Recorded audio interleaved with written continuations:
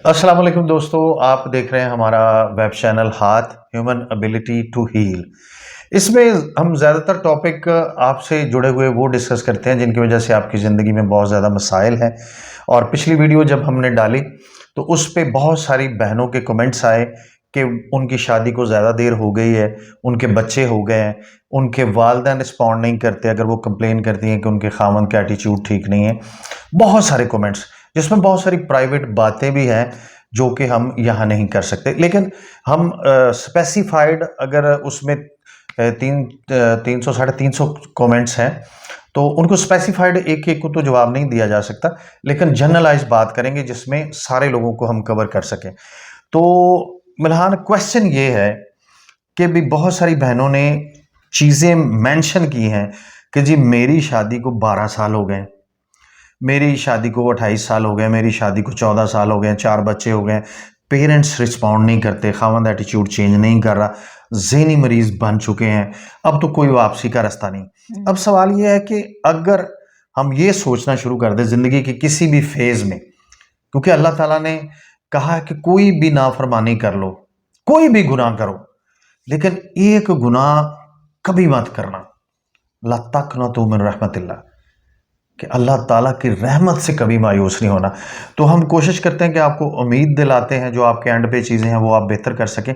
तो मिल्हान आपके पास, बल्कि आई शुड से डॉक्टर मिल्हान अज़वा, क्योंकि अब माशाल्लाह से ये डॉक्टर हैं तो इनकी एक ऑथेंटिसिटी है, इनका रिसर्च वर्क है, पढ़ा है इन्होंने, तो मैं इसलिए इनको शामिल करता हूँ अपनी बेटी को कि ये आप जो हमारी बहनें हैं उनको सही तौर पर गाइड कर सकें।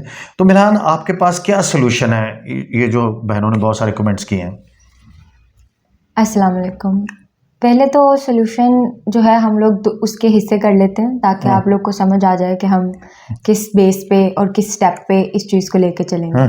सबसे पहले तो फेज़ नंबर 1 जी जी कि आप अपने आप में ये चीज़ नोटिस करें कि मैं कहाँ लैग करती हूँ, कि मैं जो हूँ वो आप अपने अंदर 3 चीज़ें देखें कि क्या मेरा पेशेंस लेवल जो है वो मेरे मैक्सिमम लेवल पर है, कहीं मैं ही तो नहीं हूँ जो पेशेंस लेस हूँ। दूसरी चीज़ आप देखें कि कहीं मैं अपनी जो फैमिली में सेंसिटिविटी लेवल लेकर चल रही थी अपने अम्मी अब्बू के साथ, अपने बहन भाइयों के साथ, क्या वही ओवर सेंसिटिविटी लेवल तो नहीं मैं इस घर में भी लेकर आ गई। गुड, जी जी। उसके बाद आप देखें कि क्या आपका जो बिहेवियर है वो अप्रोप्रिएट है अपनी ओवर थिंकिंग तो नहीं है? हाँ, ओवर थिंकिंग तो नहीं है कि कहीं आप तो 10% बात को 100% तक नहीं सोच लेती।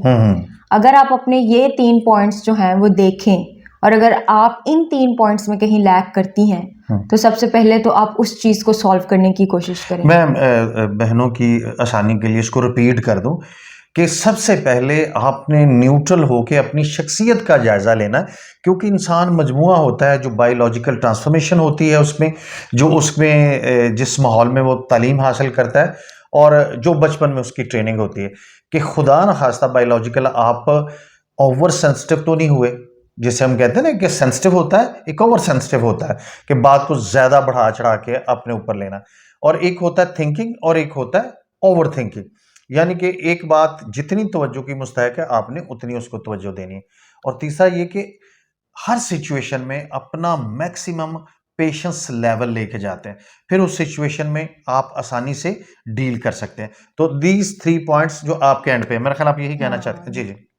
फिर हमारे पास आ जाता है नेक्स्ट फेज। जी जी। नेक्स्ट फेज में हमने ये देखना होता है कि हम जिस मुसीबत में से, जिस बिहेवियरल डिस्टर्बेंस में से गुजर रहे हैं, क्या हम वो आगे ट्रांसफर तो नहीं कर रहे। यहाँ पर एक क्वेश्चन ये भी था कि जो मेरे बच्चे हैं वो मुझे रिस्पेक्ट नहीं करते, मेरे हस्बैंड को रिस्पेक्ट नहीं करते, तो वो इसीलिए था कि जो आपके और आपके हस्बैंड के बीच चल रहा है वो किसी ना किसी तरह आपके थ्रू या आपके हस्बैंड के थ्रू आपके बच्चों तक भी जा रहा है। और बच्चे जो होते हैं उन पे जो आप इन्वेस्ट करोगे, जो उनसा इमोशन इन्वेस्ट करोगे, वो वही आपको रिटर्न करेंगे। बिल्कुल सही। यानी कि डॉक्टर मिल्हान अज़वा का कहने का मकसद ये है कि अगर मियाँ बीवी की चपकलश है और बीवी जो मियाँ के ऊपर गुस्सा है उसे, वो मियाँ के ऊपर गुस्सा नहीं कर सकती और वही गुस्सा वो अपने बच्चों के ऊपर करती है, तो फिर मकसद ये है कि आप पहले तो एक फेज से गुजर रही हैं कि आपको खावंद के बुरे रवैये का सामना है, इन लाज के बुरे रवैये का सामना है। अब आप अपने आने वाली ज़िंदगी का जो नेक्स्ट फेज़ है, जो आप अपने बच्चों के साथ गुजारेंगी, अब उसमें आप इस किस्म की इन्वेस्टमेंट कर रही हैं कि आपके बच्चे आपकी नफ़रत का शिकार हो रहे हैं। और जब आप बच्चों को नफ़रत का शिकार करेंगी, उनमें अपने नफ़रत के बीज बोएँगी, ख़ावंद के खिलाफ़ बातें करेंगी, बच्चों के ज़हन में आप कोई ऐसा बारूद भरेंगी, तो बीवी और मियाँ का रिलेशनशिप रेसिप्रोकल है। मकसद ये कि अगर कोई बीवी ख़ावंद के खिलाफ़ बच्चों के ज़हन में कोई बात डालती है, तो अल्टीमेटली ख़ावंद जवाब में उसको डिफेंड नहीं करता, बल्कि वो फिर अपनी बीवी की करैक्टर असैसिनेशन करता है। और उसका रिज़ल्ट ये आता है कि एक ही घर 2 ग्रुप्स में बँट जाता है। कि कुछ बच्चे बाप की तरफ हो गए, वो माँ को ज़ालिम समझते हैं, कुछ बच्चे माँ की तरफ हो गए, वो बाप को ज़ालिम समझते हैं। और आगे जाके ये जो एक वन फैमिली यूनिट होता है, जो कि वन फैमिली यूनिट रहने से ही सुकून का बायस होता है, वो 2 फैमिली यूनिट में तक़सीम हो जाता है।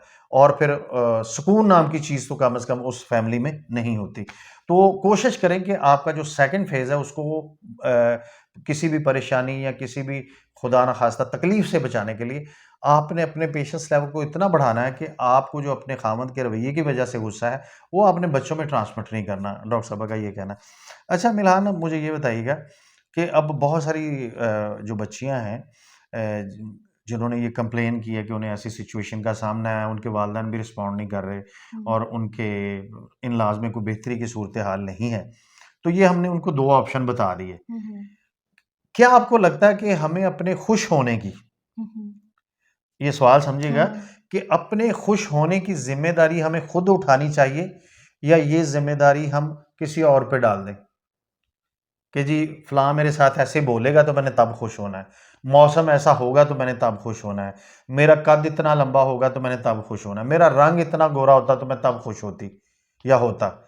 यानी कि हम फ़लाँ कॉलोनी में रहते तो फिर हम इतने खुश होते। मकसद ये कि ये जो हम अपनी खुश होने की ज़िम्मेदारी मुख्तलिफ़ चीज़ों पर डालते हैं, इसको आप कैसे देखती हैं? इसको गलत देखते हैं। आप हुँ, एक इंडिविजुअल हो, आप अपनी हुँ, खुद की एक पर्सनैलिटी रखते हो, खुद का एक ऑरा रखते हो। अगर आप हुँ, खुद को खुद खुश नहीं कर सकते, तो फिर आपको कोई और भी खुश नहीं कर सकता। हुँ, हुँ, और इस सारी बात का जो है वो क्रक्स यही है कि आप जो हो वो अपनी खुशी के खुद ज़िम्मेदार हो, कोई हुँ, और नहीं है। हुँ, तो अगर आपको ऐसा लगता है कि आप किसी की वजह से अफ़सरदा हो, तो नहीं, वो आप अपनी वजह से ही हो। हुँ। तो उसी के ऊपर आप तवज्जो दें, अपनी खुशी की ज़िम्मेदारी खुद लें और बस अपनी ज़िंदगी को खूबसूरत नहीं, बनाएँ। ये इज़ इट पॉसिबल कि मकसद कोई शख्स जो है, उसमें अल्लाह ताला ने इतने गट्स रखे हैं कि वो किसी वर्स्ट सिचुएशन में भी खुश रह सकता है। इसको ज़रा खोल के बताएँ ना? हाँ, रह सकता है खुश। मसलन? जैसे हम लोगों के जो खुश रहने के और सैड रहने के जो हार्मोन्स होते हैं, हुँ, उनका एक टाइम पीरियड होता है। हुँ, उस टाइम पीरियड तक वो आपकी बॉडी को एक्टिवेट करते हैं हुँ, उस स्पेसिफिक इमोशन के लिए। हुँ, जो मोस्टली आपके गुस्से के लिए हार्मोन रिलीज़ होता है, उसकी हाफ लाइफ 20 मिनट्स होती है। हुँ, हुँ, उसके बाद आपकी बॉडी खुद ही काम डाउन कर जाती है। हुँ, तो अगर आपकी ज़िंदगी में ऐसा कोई फ़ेज़ आता है, जहाँ पर आपको लगता है कि मेरा ये इमोशन मेरे से कंट्रोल नहीं हो रहा, हुँ, हुँ, तो कहीं अपने ज़हन में ये चीज़ फ़ीड कर लें कि आपने सिर्फ़ उसे 20 मिनट्स के लिए कंट्रोल करना है। हुँ, हुँ, वो चाहे तो आप कन्वर्सेशन छोड़कर जाकर हुँ, अपने आप को कंट्रोल कर लें या किसी और काम में अपने आप को बिज़ी करके कर लें। हुँ, जैसे ही 20 मिनट्स गुज़रेंगे, आपका जो है वो एक न्यू पर्सपेक्टिव होगा हुँ, उस सिचुएशन को लेके हुँ, और तब आप ज़्यादा अच्छे से हैंडल कर सकेंगे। हुँ। अच्छा, ये मैं थोड़ा इस बात को एलैबोरेट करूँ कि आपके जिस्म में हार्मोन्स रिलीज़ होते हैं, जिनकी वजह से आप खुश होते हैं और जिनकी वजह से आप परेशान होते हैं। ये 2 डिफरेंट हार्मोन्स होते हैं। अब खुश होने वाले हार्मोन्स की भी हाफ लाइफ 20 मिनट होती है और परेशानी या एग्रेशन वाले हार्मोन्स की भी हाफ लाइफ 20 मिनट होती है। मतलब ये कि अगर किसी ऐसी वर्स्ट सिचुएशन में आप आ गए जो आपको पसंद नहीं है, किसी ने कोई बात ऐसी कह दी है, किसी महफ़िल में आप बैठे हैं और आपके इर्द-गिर्द नापसंदीदा माहौल चल रहा है, हुँ, हुँ। तो किसी ख़ावंद है, इन-लॉज़ हैं, मोस्टली तो वही सिचुएशन दरपेश रहती है। तो कोशिश करें कि 20 मिनट तक अपने आप को काम, कूल, फ्लैट कर दें। और उसके बाद कुछ सिचुएशन होती है जिनमें इमीडिएट आपको रिएक्ट करना होता है, लेकिन मोस्टली सिचुएशन डिमांड्स करती हैं कि we should respond not react, क्योंकि रिएक्ट करने से वो कहते हैं कि अल्लाह ताला के पैदा करदा मसाइल का हल होता है, लेकिन जो इंसान अपने रवैये से या अपने शॉर्ट टेम्पर से मसाइल पैदा करता है, उनका हल नहीं होता, उनसे मसाइल पैदा होते हैं। और दूसरा ये कि हमारी जितनी भी बहनें हैं जिन्होंने ये कमेंट्स किए कि उनको बहुत बुरे मसाइल दरपेश हैं इस हवाले से, ससुराल के हवाले से, अपने हस्बैंड के हवाले से। मैं आपको एक मौलाना मदूदी साहब की एक बात बता दूँ, बस आपने वो बात हर वक़्त कोई भी स्टेप लेते हुए ज़हन में रखनी है कि जो इंसान गलतियाँ करता है, ज़िंदगी में जो हम मिस्टेक्स करते हैं, गलतियाँ करते हैं, वो गलतियां शायद उस वक्त ख़त्म हो जाती हैं, लेकिन एक्चुअली वो गलतियां ख़त्म नहीं होती, गलतियां बच्चे देती हैं। ये ज़हन में रखिएगा कि कभी ऐसा नहीं हुआ कि आप कोई इमीडिएट अपने शॉर्ट टेम्पर की वजह से कोई गलत स्टेप ले लें और आपकी ख्वाहिश हो कि ये तो कोई नहीं हो गया, अब ये ख़त्म हो जाएगी। नहीं, गलती एक करते हैं, फिर उसके बाद वो गलती बचा देती है, मतलब उससे और बुराइयाँ जन्म लेती हैं, उससे और मसाइल जन्म लेते हैं। तो कोशिश आपने करनी है कि हम सबसे पहले उन्हीं बातों का ज़िक्र करेंगे और उन्हीं पॉइंट्स पे काम करेंगे जो हमारे एंड पे हैं, जिन पर हम काम करके उस सिचुएशन में अपने लिए एक बेहतरी की सूरत-हाल निकाल सकते हैं। तो ये मेरी गुज़ारिश है कि जो हमने आपको बताया कि उस पे फ़िलहाल काम करें, और अगर आपको इसके रेलेवेंट कोई और भी लगा कि उस हवाले से हमें बात करनी चाहिए, तो वो कमेंट सेक्शन में बताइएगा। इंशाल्लाह हम फिर आके उस हवाले से वीडियो बनाएँगे और अल्लाह ताला से दुआ करते हैं कि अल्लाह ताला हमें हमारी औकात के मुताबिक आज़माइश में डाले, और ये अल्लाह ताला का हमसे वादा भी है, और हमें हिम्मत दे के हम ज़िंदगी में दरपेश मसाइल से, आज़माइशों से प्रॉपर तरीके से नबर आज़मा हो सके, उनको प्रॉपर टॉपल कर सकें। आप लोगों का बहुत शुक्रिया।